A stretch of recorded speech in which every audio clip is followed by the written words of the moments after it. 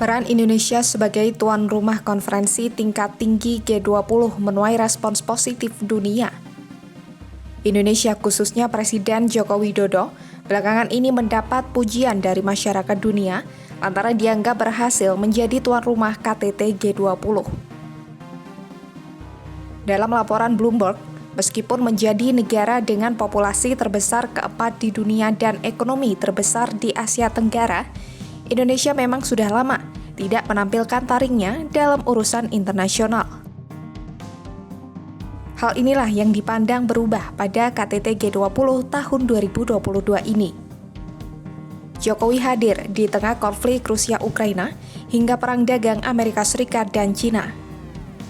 Alhasil di tangan kepemimpinan Jokowi, G20 pun sepakat untuk meminta konflik Rusia-Ukraina dihentikan. Selain itu, KTT G20 juga membuat Presiden Amerika Serikat Joe Biden dan Presiden China Xi Jinping mau menurunkan tensi antar negara dengan membuat sejumlah kesepakatan.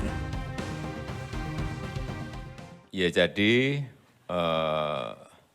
paragraf yang sangat diperdebatkan itu memang hanya satu paragraf, yaitu penyikapan terhadap perang di Ukraina. Sampai tengah malam kita berbicara mengenai ini dan akhirnya deklarasi Bali dicapai melalui konsensus. Kami menyepakati bahwa perang berdampak negatif pada ekonomi global, kira-kira itu. Kemudian pemulihan ekonomi global juga tidak akan tercapai tanpa perdamaian.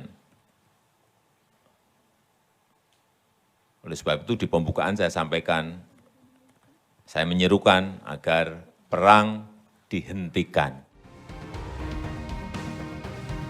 Komitmen Jokowi yang ingin dunia berdamai juga membuat orang nomor satu di Indonesia ini rela mengatur panggungnya untuk kesuksesan pertemuan puncak KTT G20.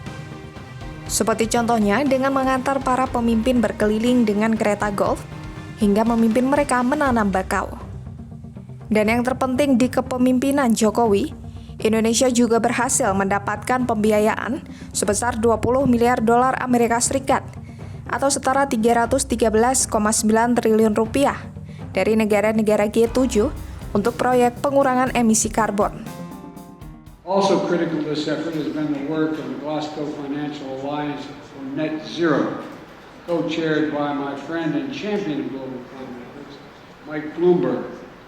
Together, we hope to mobilizing $20 billion to support Indonesia's efforts to reduce emissions and expand renewable energy, and support workers in the most affected by the transition away from coal. Selain dalam lingkup negara-negara G20, Indonesia di bawah kepemimpinan Jokowi juga secara bertahap meningkatkan kehadiran internasionalnya. Seperti contohnya pada tahun lalu, Indonesia memainkan peran kunci dalam negosiasi yang menyebabkan Amerika Serikat keluar dari Afghanistan. Indonesia juga memimpin upaya di ASEAN, meminta pertanggungjawaban junta militer Myanmar atas kekerasan terhadap warga sipil. Atas rangkaian peran yang dilakukan Indonesia inilah, mantan Sekretaris Jenderal ASEAN Ong Keng Yong juga pernah berkata bahwa Indonesia bisa mengambil peran sebagai mediator independen di tengah kebuntuan yang terus berlanjut di Dewan Keamanan PBB.